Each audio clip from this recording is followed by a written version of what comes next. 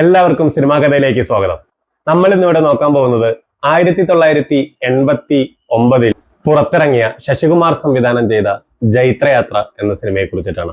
ഈ സിനിമയുടെ വിശദാംശങ്ങൾ പറയുന്നതിന് മുമ്പ് ഒന്ന് രണ്ട് കാര്യങ്ങൾ എനിക്ക് പറയേണ്ടതായിട്ടുണ്ട്. ഞാൻ എങ്ങനെ ഈ സിനിമ കാണാൻ ഉള്ള സാഹചര്യം, ഞാൻ കറുത്ത രാത്രികൾ എന്ന് പറയുന്ന സിനിമ കണ്ടു കഴിഞ്ഞപ്പോൾ വേറെ പല വീഡിയോസിൽ നിന്നും രണ്ടാമതായിട്ടുള്ള സയൻസ് ഫിക്ഷൻ മൂവി മലയാളത്തിന്റെ എന്നുള്ളതിൽ കണ്ടതിൽ മിസ്റ്റർ കേരള എന്ന് പറഞ്ഞ പ്രേം നസീറിന്റെ മൂവിയെ പറ്റി, ആ സിനിമ ഞാൻ യൂട്യൂബിലെല്ലാം വളരെയധികം തപ്പി നോക്കി, നിർഭാഗ്യവശാൽ എനിക്ക് ലഭിച്ചില്ല.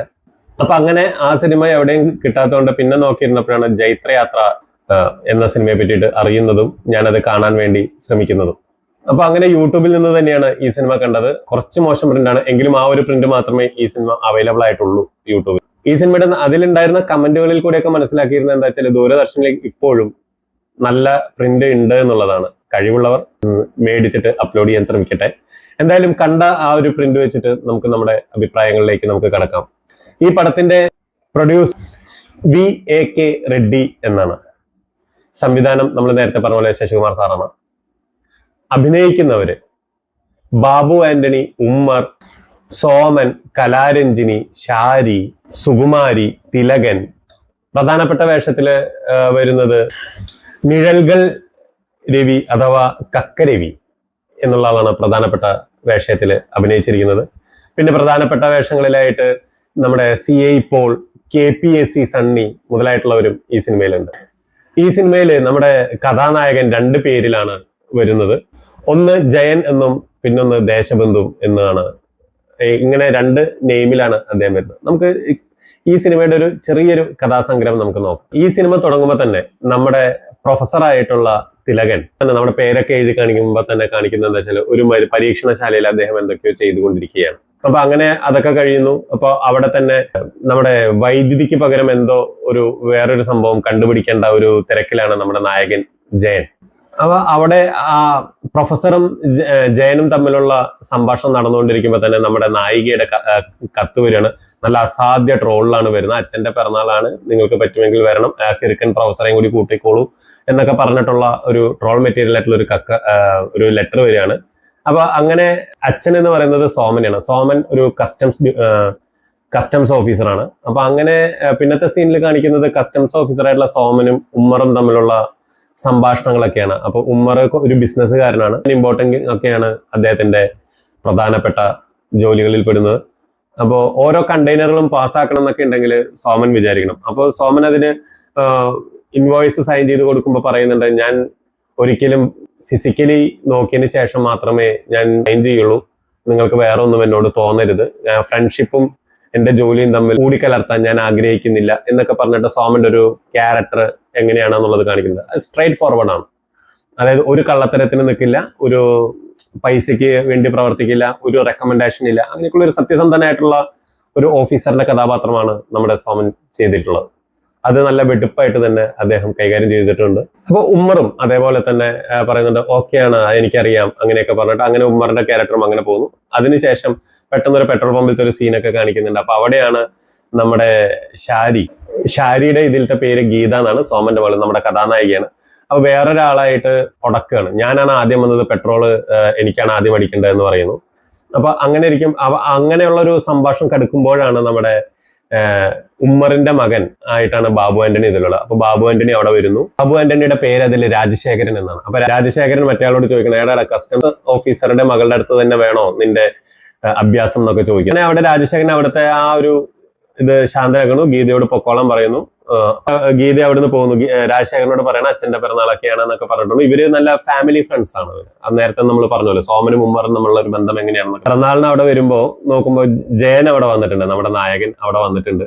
അപ്പൊ നായകൻ അവിടെ ഊണ് കഴിക്കാൻ വേണ്ടി ഇരിക്കുമ്പോ തന്നെ സോമൻ വന്ന് ചോദിക്കുന്നുണ്ട്, എന്താ അവന് ഇവിടെ എന്നൊക്കെ ചോദിക്കുന്നുണ്ട്. അപ്പൊ ഇല്ല, അച്ഛന്റെ പിറന്നാളെന്ന് പറഞ്ഞിട്ട് വന്നതാണ്. അപ്പൊ സോമൻ ഉവ്വ് എന്നുള്ള രീതിയിലൊക്കെ പറയുന്നു. അതിനുശേഷം രവി പെട്ടെന്ന് അമ്മാവൻ വന്നു എന്നും പറഞ്ഞിട്ട് ഈ രവിയുടെ അമ്മാവനാണ് സോമൻ. അപ്പൊ അമ്മാവൻ വന്നു എന്നൊക്കെ വന്നിട്ട് പുറത്തേക്ക് വരിക. വന്ന് ഊണൊക്കെ കഴിഞ്ഞിട്ട് വന്നിട്ട് എന്താണ് നിനക്ക് ജോലി, ഇപ്പൊ പരീക്ഷണങ്ങളൊന്നും ഇല്ലേ എന്നൊക്കെ ചോദിക്കുന്നുണ്ട്. അപ്പൊ അല്ല, അമ്മാവന്റെ പിറന്നാള് പിന്നെ വരണം എന്ന് പറഞ്ഞിട്ട് ഗീത എങ്ങനെ അയച്ചപ്പോ ഞാൻ വരാൻ പറ്റുമെന്ന് വിചാരിച്ച അങ്ങനെ എങ്ങനെയൊക്കെ പറയുന്നു. അപ്പൊ സോമൻ ഇങ്ങനെ എന്നൊക്കെ ഉള്ളത് കാണിച്ചിട്ട് മിണ്ടാണ്ട് അങ്ങനെ പോരുന്നു. അപ്പൊ ആ പിറന്നാളിന് നമ്മുടെ ഉമ്മറും ബാബു ആന്റണിയും അവിടെ വരുന്നു. അപ്പൊ ഉമ്മർ ഒരു പ്രസന്റേഷൻ കൊടുക്കുന്ന സമയത്ത് അദ്ദേഹം പറയുന്നുണ്ട്, എനിക്ക് വേണ്ട, ഞാൻ എന്റെ ആദർശത്തിന് അത് എതിരാണ്, ഞാൻ ഒരു തരത്തിലുള്ള ഒരു സമ്മാനങ്ങളും സ്വീകരിക്കുന്നില്ല എന്നൊക്കെ പറയുന്നുണ്ട്. ഓക്കെ എന്നും പറഞ്ഞിട്ട് അവരവിടുന്ന് പിരിയുന്നു. അങ്ങനെ ഇരിക്കുന്ന പോലീസ് ഇന്റലിജൻസ് ഇവർക്ക്, അതായത് സോമന് ഒരു ഇമ്പോർട്ടന്റ് ആയിട്ടുള്ള ഒരു മെസ്സേജ് കൊടുക്കുകയാണ്. നമ്മളെ കബളിപ്പിച്ചുകൊണ്ട് ഇവിടെ ഇഷ്ടം പോലെ കള്ളക്കടത്ത് നടക്കുന്നുണ്ട്, കള്ളക്കടത്തിന്റെ ഹബ്ബാണ് ഇവിടം, നിരീക്ഷിക്കണം എന്ന് പറയുന്നുണ്ട്. അതിനിടയിൽ ക്രിക്കനായിട്ടുള്ള പ്രൊഫസർ അവിടെ വരുന്നുണ്ട്, പിറന്നാളിന് വരുന്നുണ്ട്. അപ്പോ പ്രൊഫസർ എന്താണെന്നുള്ളത് സോമന്റെ ഒരു ഡയലോഗ് അവിടെ ഉണ്ട്. ആ കിറുക്കൻ പ്രൊഫസറും വരുന്നുണ്ടോ എന്ന് ഗീത ചോദിക്കുന്ന സമയത്ത് സോമൻ പറയുന്നുണ്ട്, അദ്ദേഹത്തിന്റെ ബുദ്ധി വൈഭവ്യം അത് വളരെ കേമമാണ് എന്നുള്ളതൊക്കെ പറഞ്ഞ്. അപ്പൊ ആ പ്രൊഫസർ എന്താണ് എന്നുള്ള ഒരു സെറ്റപ്പ് ആ ഒരു 1-2 ഡയലോഗുകളിൽ കൂടെ തന്നെ നമുക്ക് മനസ്സിലാക്കി തരുന്നുണ്ട്. അപ്പൊ അതിനുശേഷം ഇങ്ങനെ ഇടത്തിലെ ഒരു കാറ് നിർത്തിയിട്ടിരിക്കുന്നു. അവിടെ രാജശേഖരൻ ഉണ്ട്. അപ്പൊ ഒരു ബോക്സ് എടുത്തിട്ട് അങ്ങോട്ട് പോകാനുള്ള സമയത്ത് പെട്ടെന്ന് സോമൻ അവരെ പിടിക്കുകയാണ്, അതായത് രാജശേഖരനെ പിടിക്കണം. അപ്പൊ ആ സമയത്ത് ഉമ്മറും അവിടെ വരുന്നുണ്ട്. അപ്പൊ താങ്കളും ഉണ്ടോ എന്നുള്ള ചോദ്യമൊക്കെ ഉണ്ട്. അപ്പൊ അതിനിടയിൽ ഉമ്മർ സോമന്റെ കയ്യിലുള്ള ആ ഒരു പിസ്റ്റളിനെ നേരെ മുകളിലേക്ക് പിടിക്കുന്ന സമയത്ത് തന്നെ രാജശേഖരൻ ആ പിസ്റ്റൾ കയ്യിലാക്കുകയാണ്. എന്നിട്ട് സോമനെ വെടിവെക്കണ പോലെ ആക്ഷൻ കാണിക്കുന്നു. അതിനിടയിൽ ഉമ്മറും രാജശേഖരനും അവരവരുടെ കാറിൽ കയറിയിട്ട് ഇങ്ങനെ ഫ്രണ്ടിലേക്ക് ഇങ്ങനെ ഇട്ട് കൊടുക്കും. ഫ്രണ്ടിലേക്ക് ഇങ്ങനെ ഇടുമ്പോൾ നമ്മൾ സോമൻ പെട്ടെന്ന് ചാടി അത് എടുക്കുന്ന സമയം കൊണ്ട് ഈ കാറ് അങ്ങോട്ട് വീട്ടിൽ മൂവ് ചെയ്തിട്ട് ഇടിച്ച് തെറിപ്പിച്ചിട്ടാണ് അങ്ങോട്ട് പോകുന്ന ദിവസം ഒരു ഹോസ്പിറ്റലാണ് കാണിക്കുന്നത്. അവിടെ ഉമ്മർ ഒന്നും അറിയാത്ത പോലെ വന്ന് നിൽക്കുന്നുണ്ട്. എന്റെ സുകുമാരി ഉണ്ട്. അങ്ങനെ ഗീത അവിടേക്ക് വന്നുകൊണ്ടിരിക്കുന്നതേ ഉള്ളൂ. അപ്പൊ അങ്ങനെയൊക്കെ നിൽക്കുന്ന സമയത്ത് ഡോക്ടർ വന്നിട്ട് ഉമ്മറോട് പറയാണ്, കുഴപ്പമൊന്നുമില്ല, റിക്കവറി ആയിക്കോളും, അങ്ങനെയൊക്കെ പറഞ്ഞിട്ട് പോകുന്നു. അപ്പൊ ഇതിൽ പെട്ടെന്ന് ഇത് കേട്ടിട്ടുള്ള പരിഭ്രാന്തയായിട്ടുള്ള ഉമ്മർ, അപ്പൊ പെട്ടെന്ന് പോലീസ് വരുന്നുണ്ട്. പോലീസിന്റെ വേഷം CI പോളാണ് ചെയ്യുന്നത്. അപ്പൊ ഇൻസ്പെക്ടർ വരുന്നു, ഡോക്ടറോട് ചോദിക്കുന്നു, എനിക്ക് മൊഴിയെടുത്തോടെ എന്ന് ചോദിക്കുന്നു. അതിനെന്താ, തീർച്ചയായിട്ടും മൊഴിയെടുക്കാലോ എന്നൊക്കെ പറയുന്നുണ്ട്. അപ്പൊ ഇത് കേട്ടിട്ടുള്ള ഉമ്മർ പെട്ടെന്ന് അവിടുന്ന് അബ്സ്കോണ്ടിങ് ആവാണ്. അവിടുന്ന് ഉമ്മറ അവിടെ ചെന്നിട്ട് ഫോൺ ചെയ്യാണ്. ബാബു ആന്റണിയോട് വിവരം പറയുന്നു, വേണ്ട, ഞാൻ വേണ്ട കാര്യങ്ങളൊക്കെ ഞാൻ നോക്കിക്കോളാം എന്ന് പറയുന്നു. ബാബു ആന്റണി അവിടെ വരുന്നുണ്ട്. അപ്പൊ അവിടെ ഒരു സിസ്റ്റർ ഉണ്ട്, രഞ്ജിനിയാണ് ആ സിസ്റ്റർ. അപ്പൊ അവിടെ ആ സിസ്റ്ററിനെ തട്ടി മാറ്റി കെട്ടിയിട്ടിട്ട് പുള്ളി കഴുത്ത് ഞെരിച്ച് കൊല്ലാൻ വേണ്ടി ശ്രമിക്കുന്ന സമയത്ത് നമ്മുടെ നായകൻ അവിടെ വരുന്നു. അപ്പോഴത്തേക്കും ബാബു ആന്റണി അവിടുന്ന് ഓടി രക്ഷപ്പെടുകയാണ്. പക്ഷെ അപ്പോഴത്തേക്കും സോമൻ മരിച്ചു കഴിഞ്ഞിരിക്കും. അപ്പൊ ഇതിനിടയിൽ ഫിലോമിനയുടെ ക്യാരക്ടറൊക്കെ കാണിക്കുന്നുണ്ട്. ഫിലോമിന എന്ന് പറയുന്നത് ഒരു സിസ്റ്ററാണ്. സിസ്റ്റർ എന്ന ക്രിസ്ത്യൻ പള്ളിയിലത്തെ ഒരു സിസ്റ്ററാണ്. അപ്പൊ അവർക്ക് കുട്ടികൾക്ക് താമസിക്കാൻ വേണ്ടിയിട്ടുള്ള പുതിയൊരു കെട്ടിടത്തിന് ഉള്ള വകുപ്പുകളൊക്കെ സോമൻ നോക്കാം എന്നൊക്കെ പറഞ്ഞിട്ടുണ്ടായിരുന്നു. നിങ്ങൾ കമ്മിറ്റി വിളിക്ക് വേണ്ടതൊക്കെ ചെയ്യാന്നൊക്കെ പറഞ്ഞിരുന്നു. ഓക്കെ, അങ്ങനെ ആ ഒരു രംഗം അതിനിടയിൽ കൂടെ അങ്ങനെ കടന്നു പോകണം. അപ്പോൾ ആകെ വിഷമാവസ്ഥയിലേക്ക് വരികയാണ്. അപ്പൊ ഈ ഗീതനെ പലതരത്തിലും എല്ലാവരും കടന്ന് ടോർച്ചർ ചെയ്യുന്നുണ്ട്. അപ്പൊ അതിനുശേഷം കഴുത്ത് ഞെരിക്കുന്നതൊക്കെ എല്ലാവരും കണ്ടപ്പോൾ തന്നെ മനസ്സിലായി ഇതൊരു മരണമല്ല, കൊലപാതകമാണ് എന്നുള്ളത്. അപ്പൊ ഈ കൊലപാതകത്തിന്റെ കാര്യങ്ങളൊക്കെ അന്വേഷിക്കാനൊക്കെ ആയിട്ട് ശ്രമിക്കുന്നു. അപ്പോൾ എല്ലാവരും പറയുന്നുണ്ട്. അപ്പൊ ശങ്കരാടി വരുന്നുണ്ട് വക്കീലായിട്ട്. പേടിക്കേണ്ട, എല്ലാ തെളിവുകളും നമുക്ക് അനുകൂലമാണ്, തീർച്ചയായിട്ടും നമ്മൾ കേസിൽ ജയിക്കുമെന്ന് പറയുന്നു. അതേപോലെ ഇൻസ്പെക്ടർ CI പോള് പറയുന്നുണ്ട്, യാതൊരു വിധത്തിലുള്ള പേടിയുടെ ആവശ്യമില്ല, നമ്മൾ തന്നെ ജയിക്കും എന്ന് പറയുന്നു. അപ്പൊ ഇവരെയൊക്കെ കാണാനായിട്ട് നമ്മുടെ ഉമ്മർ ശ്രമിക്കുന്നുണ്ട്. അപ്പൊ ഉമ്മറിനൊക്കെ കിട്ടുന്ന വെച്ച് കഴിഞ്ഞാൽ സത്യം, ന്യായം, നീതി എന്നുള്ളത് വിട്ടിട്ട് ഞങ്ങൾ ആരും പ്രവർത്തിക്കില്ല എന്നുള്ളൊരു അവസ്ഥയെ കൂടെ തന്നെയാണ് എല്ലാവരും പറയുന്നത്.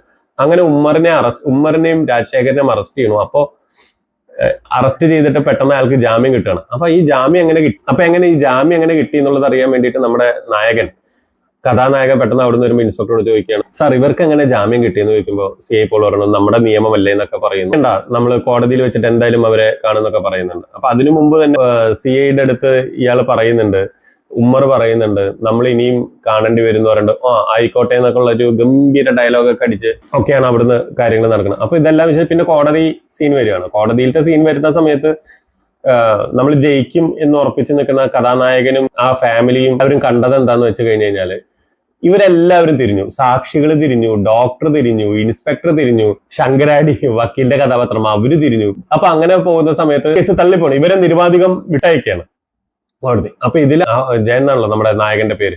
അപ്പൊ ജയൻ ആകെ വിളറി പിടിച്ചിട്ട് ഇപ്പൊ എല്ലാവരോടും പ്രതികാരം ചെയ്യണമെന്ന് പറഞ്ഞിട്ട് ഓരോ അബദ്ധങ്ങളിൽ ചെന്ന് ചാടുകയാണ്. അതായത് അബദ്ധങ്ങളിൽ ചെന്ന് ചാടുന്നത് നേരിട്ട് പോവാ, ഫൈറ്റ് ചെയ്യാൻ വേണ്ടി പോവാ, അങ്ങനെയൊക്കെയുള്ള ഓരോ സംഭവങ്ങളാണ് നടക്കുന്നത്. അപ്പൊ എന്ത് ചെയ്യുന്ന വെച്ചാൽ ഒരു സമയത്ത് ഇവരെല്ലാവരും കൂടി, അതായത് പ്രതിപക്ഷത്തിലിരിക്കുന്ന എല്ലാവരും കൂടി അവിടെ ഇരുന്ന് സംസാരിക്കുന്നതിന്റെ ഇടയിൽ ജയൻ അവിടെ കയറി വന്നിട്ട് നിങ്ങൾക്കൊക്കെ ഞാൻ ശരിയാക്കി തരാം എന്നൊക്കെ പറഞ്ഞിട്ട് വരുമ്പോൾ ചെറിയൊരു സംഘടന ബാബു ആന്റണിയും ജയനും കൂടി നടക്കുന്നുണ്ട്. അപ്പൊ അതിനിടയിൽ ബാബു ആന്റണി തലക്കടിക്കുകയാണ്, ജയന്റെ തലക്കടിച്ചിട്ട് അവര് വിചാരിക്കുന്നു മരിക്കുന്നു എന്നാണ്. അപ്പൊ അങ്ങനെ തലക്കടിച്ചിട്ട് ഏതൊരു കടൽ തീരത്ത് കൊണ്ടുപോയിട്ട് ഇടുക എന്തോ ചെയ്യുന്നത്. അപ്പൊ അവിടെ നോക്കുമ്പോൾ കടൽ തീരത്ത് ഇയാളുടെ ശരീരം അങ്ങനെ കിടക്കുന്നുണ്ട്. അപ്പൊ എവിടെ അപ്പോഴാണ് നമ്മുടെ കിറുക്കനായിട്ടുള്ള പ്രൊഫസർ അവിടെ വരുന്നത്. അപ്പൊ അങ്ങനെ ജയനെ പെട്ടെന്ന് വിളിച്ചിട്ട് അയാള് കൊണ്ടുപോയി ട്രീറ്റ്മെന്റ് ഒക്കെ ചെയ്തിട്ട് അപ്പോൾ തിലകൻ പറയാണ്, നീ ജീവിച്ചിരിക്കുന്നുണ്ട് എന്നുള്ള തൽക്കാലം ഇപ്പൊ ആരും അറിയണ്ട, നമുക്ക് എന്തെങ്കിലും വഴി ഉണ്ടാക്കാം. അപ്പൊ അങ്ങനെ തിലകൻ ഓരോ ചോദ്യങ്ങൾ ചോദിക്കണം. ഇവന്റെ ആ ഒരു ഇതിനോടുള്ള സിൻസിയറിറ്റി അറിയാൻ വേണ്ടിയിട്ട് ഓരോ ചോദ്യങ്ങൾ ചോദിക്കുമ്പോൾ മറുപടികൾ കിട്ടുന്നുണ്ട്. അപ്പൊ അതില് വളരെ സന്തോഷവാനായിട്ട് തിലകൻ ഒരു കാര്യം നമ്മുടെ നായകനോട് പറയണത്, നീ ടെൻഷൻ അടിക്കണ്ട, നമുക്ക് എപ്പോഴും അവരൊക്കെ ശക്തരായിട്ട് യുദ്ധം ചെയ്യുമ്പോൾ നമുക്ക് അതിശക്തമായിട്ടുള്ള ആയുധം തന്നെ വേണം. ഞാൻ നിനക്കൊരു സാധനം തരാം പറഞ്ഞിട്ട് പോയിട്ട് ഒരു ഗാഡ്ജറ്റ് കൊടുക്കുകയാണ്. അതിനകത്ത് അപ്പൊ ഇതെന്താണെന്ന് ചോദിക്കുന്ന സമയത്ത് പറയാണ്, കുറച്ച് നാൾ മുമ്പ് നമ്മൾ പരീക്ഷണം നടത്തുന്നതിന്റെ ഇടയിൽ വല്ല ഇടിവെട്ടും മിന്നലും വന്നിട്ടുണ്ടായിരുന്നു. അപ്പൊ ഒരു രശ്മി ആ നല്ല ഇടിമിന്നലിൻ്റെതായിട്ടുള്ള ചെറിയൊരു രശ്മി ആ ഒരു പരീക്ഷണത്തിൽ നിറച്ചിട്ടുള്ള ഒരു സംഭവത്തിന്റെ ഉള്ളിലേക്ക് വീഴുകയാണ്. അപ്പൊ അതിനകത്തേക്ക് വീഴുന്ന സമയത്ത് തിലകൻ അവിടെ ആ കൈ കൊടുക്കുന്ന സമയത്ത് ആ കൈ അദൃശ്യനാവും. അപ്പൊ ഇത് മനസ്സിലാക്കിയിട്ടുള്ള തിലകൻ ഇതിനെ പിടിച്ചിട്ട് ഒരു ബോക്സിൽ ആക്കുകയാണ്, ഒരു ലോക്കറ്റ്, ഒരു ചെയിനും പോലത്തെ ഒരു സംഭവത്തിലേക്ക് ആക്കിയിട്ട് കയ്യിൽ. അപ്പൊ എന്നിട്ട് തിലകൻ ജയനോട് പറയാണ്, നിങ്ങൾ ടെൻഷൻ അടിക്കണ്ട, ഈ ഒരു രശ്മി നിങ്ങളിലേക്ക് പ്രവേശിപ്പിച്ചു കഴിഞ്ഞാൽ നിങ്ങൾ പെട്ടെന്ന് അദൃശ്യനാവും. പിന്നെ അത് ആ സംഭവം ഓഫാക്കി കഴിഞ്ഞാൽ മാത്രമാണ്, ഓണും ഓഫ് ഒക്കെ ഉണ്ട്, അപ്പൊ അത് ഓഫാക്കി കഴിഞ്ഞാൽ മാത്രമാണ് നിങ്ങൾ വീണ്ടും വിസിബിൾ ആവുക. തിലകൻ വേറെ ഒരു കാര്യം മനസ്സിലാക്കി, ഇതെങ്ങാനും കിട്ടാൻ പാടില്ലാത്തവരുടെ കയ്യിൽ, ദുഷ്ടശക്തികളുടെ ഇടയിൽ കിട്ടുകയാണെങ്കിൽ വരുന്ന ആപത്തിനെ നേരിടാനായിട്ട് ഞാനൊരു കണ്ണടയും കണ്ടുപിടിച്ചിട്ടുണ്ട്. അതായത് ഇത് വെച്ച് കഴിഞ്ഞാൽ അവരെ കാണാൻ പറ്റും. ഈ കണ്ണട തിലകന്റെയിലും ഈ സംഭവം ഇയാളുടെ കയ്യിലുമാണ്. അപ്പൊ അങ്ങനെ എന്നിട്ട് അവർ നിൽക്കുമ്പോൾ പറയാണ്, നമുക്ക് ഇതിനൊരു പ്രതികാരം ചെയ്യണം എന്ന് പറയണം. ആയിക്കോട്ടെ തന്നെ, പക്ഷെ ഇപ്പൊ വേണ്ട, നമ്മളെല്ലാം വളരെ ആലോചിച്ച് ചെയ്യേണ്ട കാര്യങ്ങളാണ് എന്ന് പറയണം. അങ്ങനെ ബുദ്ധിപൂർവം കുറച്ച് പേടിയൊക്കെയുള്ള ആളെ പോലെ അഭിനയിച്ചിട്ടുണ്ട്. ഇതിനിടയിൽ അവിടെ ഗീതയുടെ ക്യാരക്ടറും സുകുമാരിയുടെ ക്യാരക്ടറൊക്കെ ഒരുപാട് അനുഭവിക്കുന്നുണ്ട് ഈ ചുറ്റുവട്ടത്തിൽ നിന്ന്. കാരണം ഉമ്മർ എന്ന് പറയുന്ന കഥാപാത്രം അത്ര നിസ്സാരണല്ല. അപ്പൊ അയാളുടെ ആ ഒരു എന്താ പറയാ, അയാളുടെ ആ ഒരു ഇൻഫ്ലുവൻസ് ഉണ്ടല്ലോ എല്ലാവരുടെ ഇടയിലും, തലത്തിലും. അതേപോലെ തന്നെ പോലീസ്, മറ്റേ രാഷ്ട്രീയം, അതേപോലെ ഇവർക്ക് കിട്ടേണ്ട പ്രൊവിഡന്റ് ഫണ്ടിന്റെ കാര്യങ്ങളിലൊക്കെ എല്ലാം തടസ്സമാണ്. ഇവരെ വല്ലാണ്ട് വലക്കിയാണ് ഇയാള്. അപ്പൊ അങ്ങനെ ഇരിക്കുമ്പോഴാണ് ഈ നമ്മുടെ കിറുക്കൻ പ്രൊഫസറും നമ്മുടെ ജയനും കൂടി വരുന്നത്. അപ്പൊ ഇവൻ മരിച്ചില്ലേ എന്നുള്ളത് ഇങ്ങനെ ആലോചിച്ച് നിൽക്കുന്ന സമയത്ത് പ്രൊഫസർ പറയണ, ഇല്ല മരിച്ചിട്ടൊന്നുമില്ല, ഇയാൾ പേടിച്ചിട്ട് ഒരു ടൗണിൽ ഒരു ലോഡ്ജിൽ റൂം എടുത്ത് നിൽക്കുകയായിരുന്നു, അപ്പോഴാണ് എന്റെ കയ്യിൽ പെടുന്നത്, അപ്പൊ ഞാൻ തിരിച്ചു കൊണ്ടുവരികയാണ്, ഞാനും കൂടി ഇവിടെ നിൽക്കുന്നതിൽ വല്ല ബുദ്ധിമുട്ടുണ്ടോ, നിങ്ങളുടെ കാര്യങ്ങളൊക്കെ നേരാവുന്നവരെ, ഇല്ല ബുദ്ധിമുട്ടൊന്നുമില്ല എന്ന് പറയണു. അപ്പൊ ഇവൻ കുറച്ച് പേടിയൊക്കെ ഉള്ള പോലെയൊക്കെ അഭിനയിക്കുന്നുണ്ട്. നല്ല രസമായിട്ടുണ്ട് ആ ഒരു ട്രാൻസ്ഫോർമേഷൻ സീനുകളൊക്കെ, നല്ല രസമായിട്ടുണ്ട്. കാരണം അത്യാവശ്യം നല്ല രീതിയിൽ തന്നെയാണ് എടുത്തിരിക്കുന്നത്. അപ്പൊ അങ്ങനെ നിൽക്കുമ്പോഴാണ് ശങ്കരാടി ഉണ്ടല്ലോ, അതായത് ഇവരെ ചതിച്ചുല്ലോ, വക്കീലായിട്ടുള്ള ശങ്കരാടി ചതിച്ചു. അതായത് അച്ഛന്റെ പേഴ്സണൽ ഡയറി വരെ ഇയാൾ മാറ്റി ട്ടുള്ള ഒരു ഡയറിയൊക്കെ കൊടുത്തത്, അതൊക്കെ സിനിമ കാണുമ്പോൾ മനസ്സിലാവും. അപ്പൊ ശങ്കരാടിയുടെ വീട്ടിലത്തെ സീനിൽ കാണിക്കുന്ന അവിടെ ഒരു കല്യാണാലോചന നടക്കുകയാണ്. അപ്പോഴാണ് അതിൽ കൂടെ നമ്മുടെ തിലകനും ജയനും കൂടി വരുന്നത്. അപ്പൊ തിലകനും ജയനും കൂടി വരുമ്പോ പറയാണ്, എന്നാ നമുക്ക് ഇന്ന് ഇവിടെ കയറി. അപ്പൊ അവര് കയറാൻ നോക്കുമ്പോൾ അവിടുത്തെ വാച്ച്മാൻ പറയും, ഇല്ല അവിടെ ഒരു കല്യാണ നിശ്ചയം നടക്കണം. ഓ ആയിക്കോട്ടെ എന്ന് പറഞ്ഞിട്ട് രണ്ടും കൂടി ഫ്രണ്ടിലേക്ക് വരുമ്പോൾ നമ്മുടെ തിലകൻ പറയാണ്, ഇത് തന്നെയാണ് നമുക്ക് കയറാൻ പറ്റിയ സമയം, നമുക്ക് കയറാമെന്ന് പറയണം. അങ്ങനെ ഇവൻ ജയൻ ശരിക്കും കാണാൻ പറ്റാത്ത മനുഷ്യനെ, അദൃശ്യ മനുഷ്യനായിട്ട് വീണ്ടും അകത്തേക്ക് കയറാണ്. കൂട്ടത്തില് തിലകനും കൂടി കണ്ണട വെച്ചിട്ട് അപ്പുറം എന്താ പറയാ, നമ്മുടെ മതിൽ ചാടി കിടക്കുന്ന സീനൊക്കെ ഉണ്ട്. നേരെ അവിടെ വരുന്നു, ചിലപ്പോ കോമഡി സീനുകളൊക്കെ കാണുന്നു. അപ്പൊ അവിടെ 1,00,000 രൂപ അടങ്ങിയിട്ടുള്ള ഒരു ഷൂട്ട് കേസ് ഇരിക്കുന്നുണ്ട്. അന്ന് ഞാൻ നേരത്തെ ഇവൻ അവിടെ ചെന്നപ്പോ ഇവര് 3-4 പേര് കൂട്ടം കൂടി ഇന്ന് സംസാരിക്കുന്നുണ്ടായിരുന്നില്ല. അവിടെ വെച്ചിട്ടാണല്ലോ ഇയാൾക്ക് അടി കിട്ടണത്, നമ്മുടെ നായകനെ തലക്കടി കിട്ടണത്. അപ്പൊ അവിടെ വെച്ചിട്ട് പ്രത്യുപകാരമായിട്ട് നമ്മുടെ ഉമ്മർ എല്ലാവർക്കും ഓരോ 1,00,000 രൂപ കൊടുക്കുന്നുണ്ട്.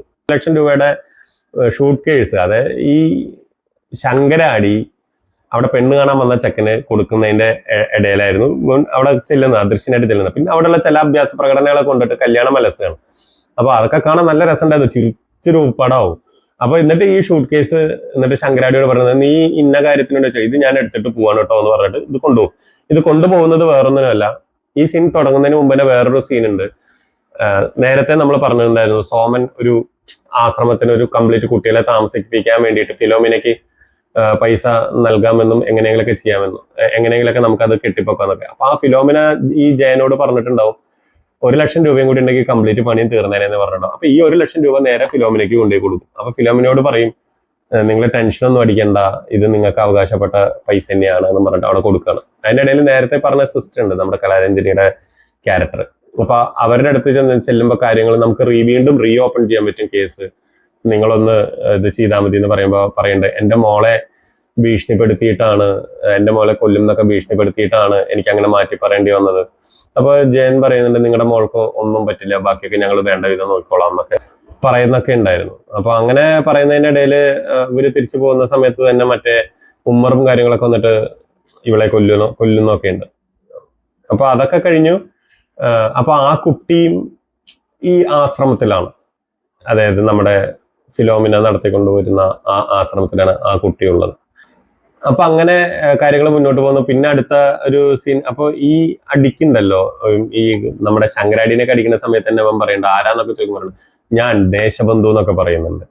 അപ്പൊ അങ്ങനെയാണ് ഈ ജയന്റെ അടുത്ത പേര്, അതായത് അദൃശ്യനായിട്ട് നിൽക്കുന്നുള്ള പേരാണ് ദേശബന്ധു എന്നുള്ളത്. അങ്ങനെ ഇരിക്കെ ഇവള് ചോദിക്കുകയാണ്, നമ്മുടെ നായിക ഗീത ചോദിക്കുകയാണ്, അതെ എനിക്ക് പ്രൊവിഡന്റ് ഫണ്ടിന്റെ മേടിക്കാൻ വേണ്ടി പോകണം, നിങ്ങൾ ആരെങ്കിലും വരുന്നുണ്ടോ? അപ്പൊ ജയൻ പറഞ്ഞു ഞാനില്ല, എനിക്ക് പേടിയാണ് എന്നൊക്കെ പറയുന്നുണ്ട്.